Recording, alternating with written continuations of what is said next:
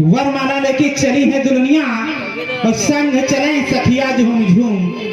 सखियां झूम झूम के चल रही हैं लड़की के साथ, लेकिन विवाह की रस्म क्या है?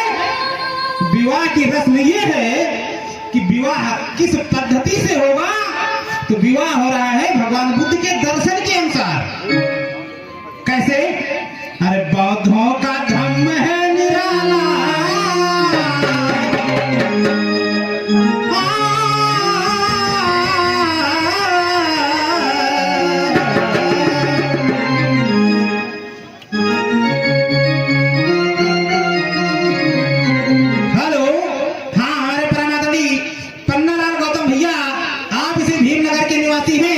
आपके कर कमलों द्वारा 20 रुपए, और हमारे जयकरम भैया आप इसी भीमनगर के निवासी हैं, आपके कर कमलों द्वारा इस विवाह पे 100 रुपए की मुद्रा प्रदान होती है। भैया को लाख लाख धन्यवाद और पार्टी हार्दिक। कैसे? बौद्धों का धर्म है निराला, विवाह जयमाला से होई।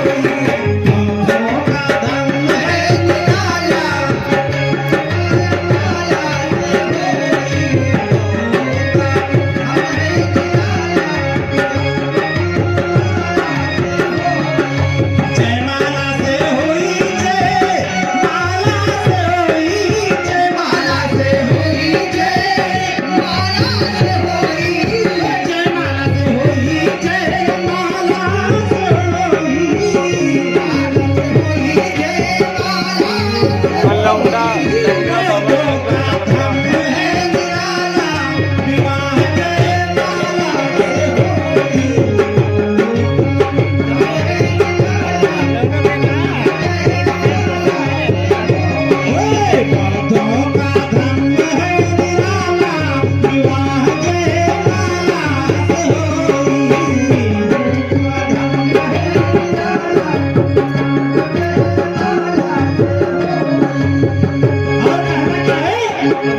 हरे हरे बादला सरावली गई में,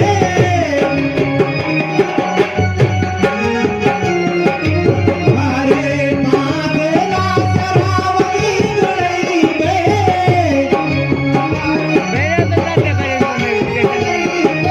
गोबर की कौड़ी माई गई हरे बुढ़ई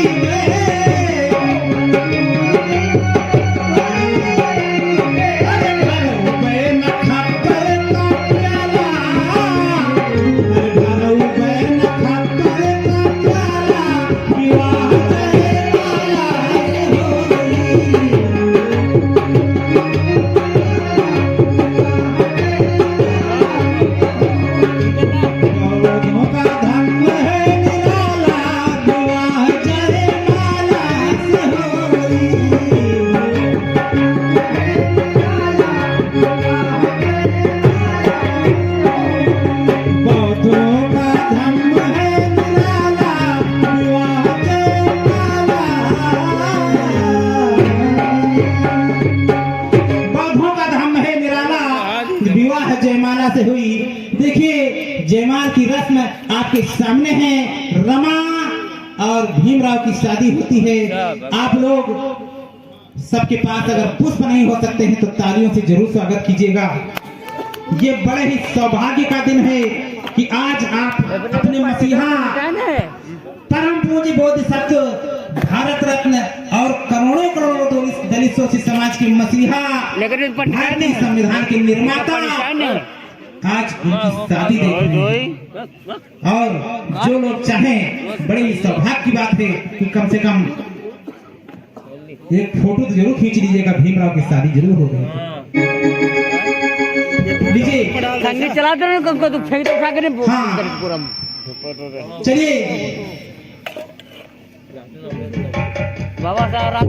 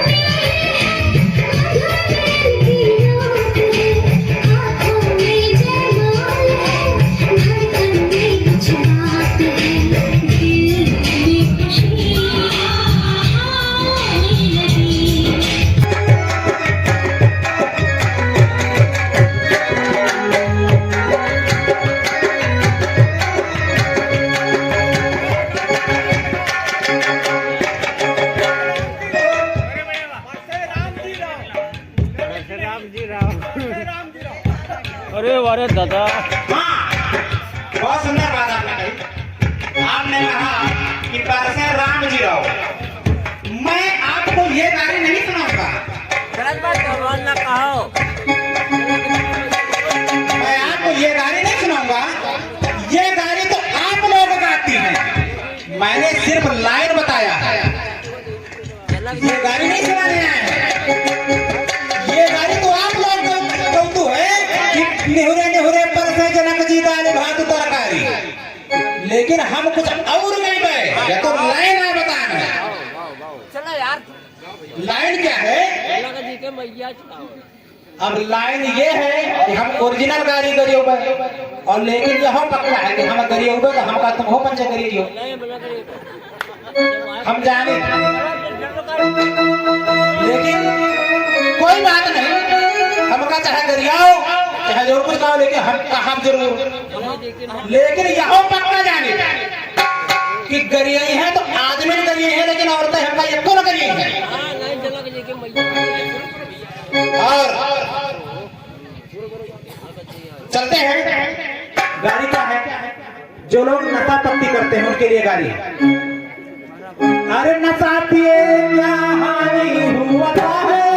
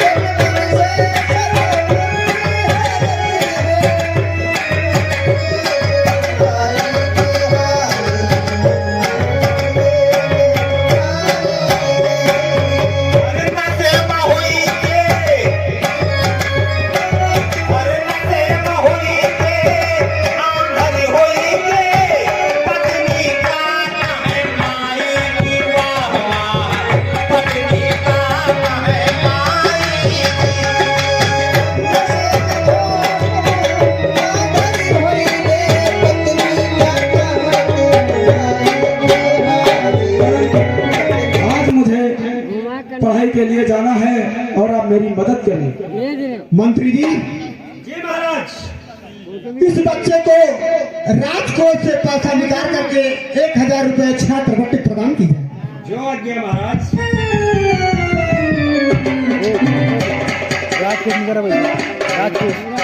और बेटा, ये मैं छात्रवृत्ति 1000 रुपए राजकोष से आपकी मदद की जा रही है। तुम पढ़ने लिखने लंदन जा रहे हो, यदि कोई दिक्कत है तो मुझे चिट्ठी लिख करके मुझे खबर करना। ठीक है महाराज, मैं आपका एहसान जीवन भर। बहुत अच्छी बात है, यशस्वी होगा।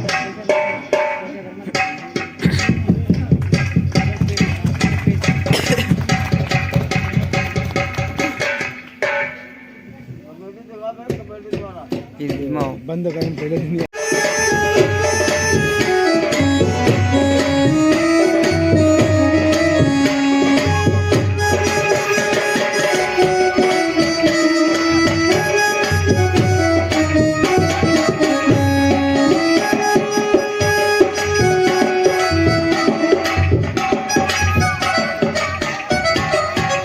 रमा जी, अब मैं पढ़ाई के लिए विदेश जा रहा हूँ और माता पिताजी बूढ़े हैं, तो मैं रमा आपसे बस यही कहना चाहता हूँ कि मेरे बच्चों का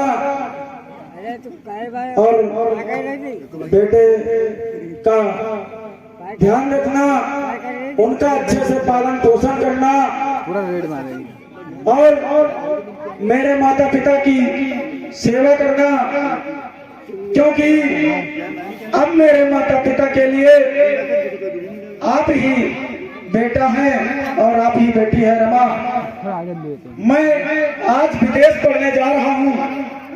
मेरी जब तक पढ़ाई पूरी नहीं होगी तब तक मैं लंदन से वापस नहीं आऊंगा और अपनी पढ़ाई पूरी करने के बाद मैं घर वापस आऊंगा। रमा, मैं आपको ये जिम्मेदारी देकर जा रहा हूँ। ठीक है, आप परेशान मत हो। मैं मम्मी पापा का बहुत अच्छे से ध्यान करूंगी और अपने बच्चों का। ठीक है रमा, मैं आपसे यही उम्मीद करता हूँ कि मेरे माता पिता को किसी भी प्रकार का दुख ना हो। और पिताजी कहाँ गए हैं? पिताजी, पिताजी, अब मैं पढ़ाई के लिए विदेश जा रहा हूँ और मेरी धर्म पत्नी रमा आपके साथ रहेगी और आपकी सेवा करेगी। पिताजी, बच्चों का भी अच्छे से ख्याल रखना है। अब आपका बेटा बेटे के रूप में रमा ही होगी माँ पिताजी, क्योंकि मैं पढ़ाई के लिए विदेश जा रहा हूँ। ठीक है बेटा, जिस तरीके से मैंने आपकी परवरिश की है उसी तरीके से मैं अपनी बहू का भी ध्यान रखूंगा, ख्याल रखूंगा। बहू की चिंता मत करो और तुम जाओ विदेश, खूब मन कर पढ़ो और खूब पढ़ो बेटा। ठीक है पिताजी, मैं चलता हूँ क्योंकि मेरा समय हो रहा है, एयरपोर्ट भी पहुँचना है। पिताजी, मैं चलता हूँ। एक मिनट रुको बेटा, अरे बड़े भैया को बुला लेते हैं, तब आपको भेजते हैं। ठीक है पिताजी, बड़े पापा को बुला लीजिए, उनके भी आशीर्वाद प्राप्त कर दूं और मैं लंदन के लिए रवाना हूँ।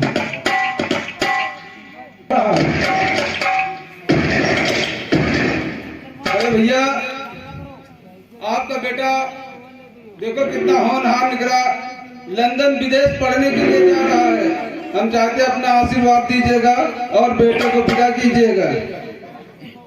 पिताजी, आज तक मैंने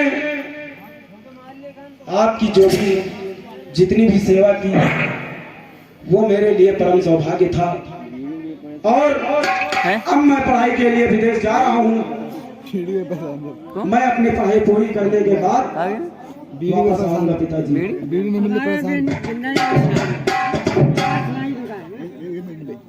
अरे भाई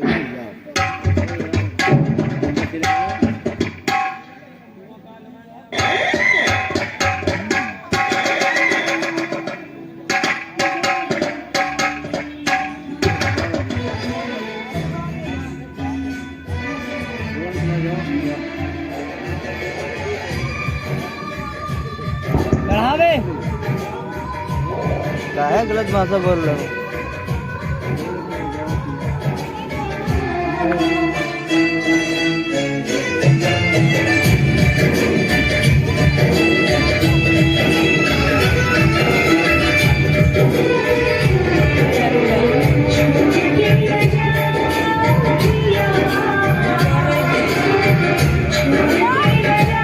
हेलो, देखिए पढ़ने के लिए पहुंच जाते हैं।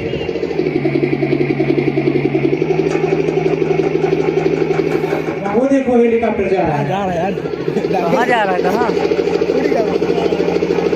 जाओ मेरे बेटे, विदेश। अच्छे से पढ़ाई करो, ये मेरी मंगल कामना है। पता है कि नहीं, इस समय बड़ौदा नरेश को मालूम है ये खबर। उनके यहाँ के एक कर्मचारी आए।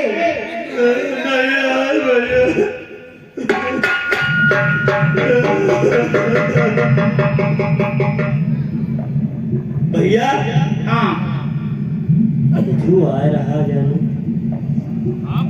हाँ हाँ, बम्बई के हम लोग बंदरगाह पर है यार।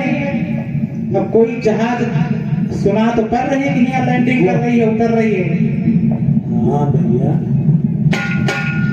अब पता नहीं है जहाज कहाँ से आ रही है, कहाँ से नहीं आ रही। आ रही, नजदीक आ रही है।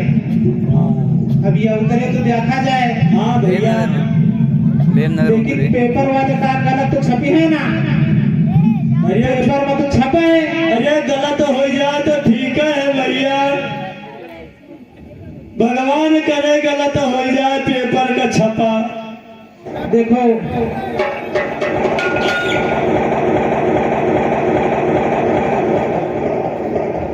चलो भैया, यह उम्मीद करो कि पेपर वाली बात झूठ निकल जाए तो ज्यादा बढ़िया है। हाँ भैया, लेकिन पेपर के बाद झूठ कैसे हो सका? तो कुछ ना कुछ खबर मिली तब छपी है। कुत्ता सही नहीं है भैया, कुत्ता सही है ये। अबे पढ़ा रहा है, 4 बज रहा।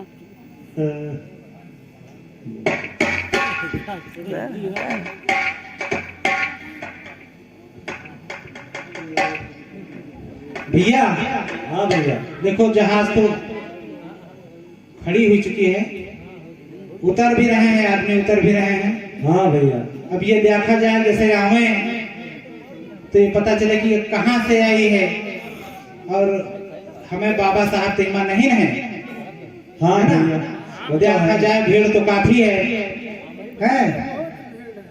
अब एक सारे लोग तो उधर चले जा रहे हैं, हम लोग बैठे हैं उनकी आसमां। देखो क्या होता है।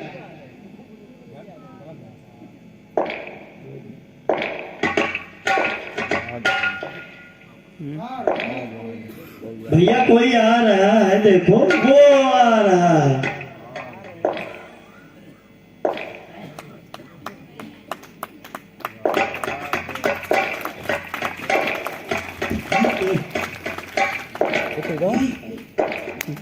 ये तो अपने अम्बेडकर साहब आ गए ना। हाँ भैया,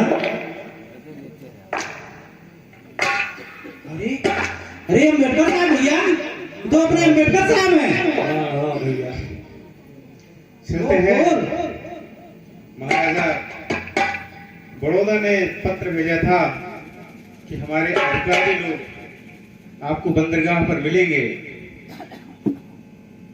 पर अभी तक तो दिख नहीं रहे हैं। देखते हैं, शायद कहीं हमारा इंतजार कर रहे हैं।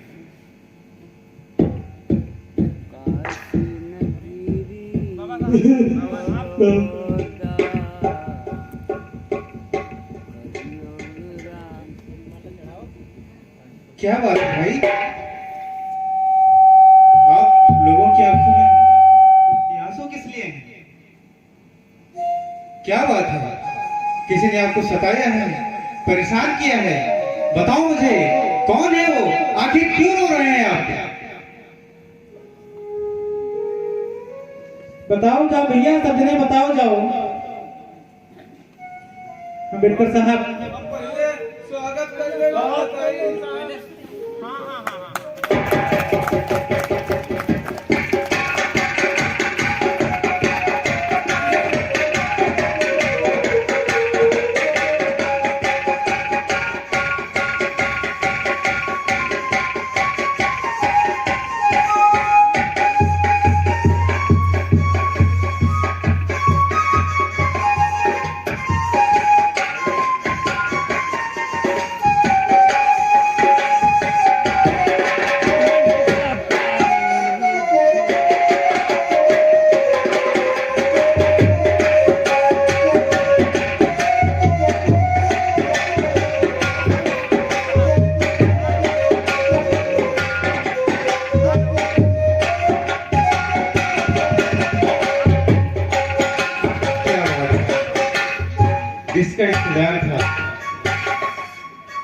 जिसके लिए आदेश दिया गया था, महाराज ने जिसके लिए पत्र लिखा था कि अधिकारियों से कहा था कि आपको अंबेडकर के स्वागत के लिए जाना है, और वो लोग यहाँ बताएं पेपर में 5 GB हो गया एक न्यूज छपी है कि जिस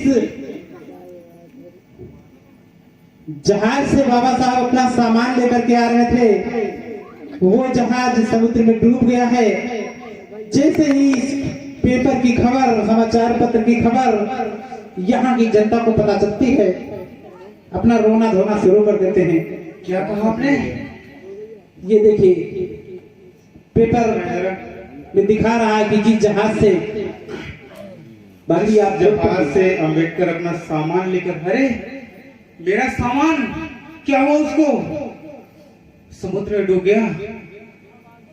ये तो बहुत बुरा हुआ, बहुत ही अनर्थ हुआ।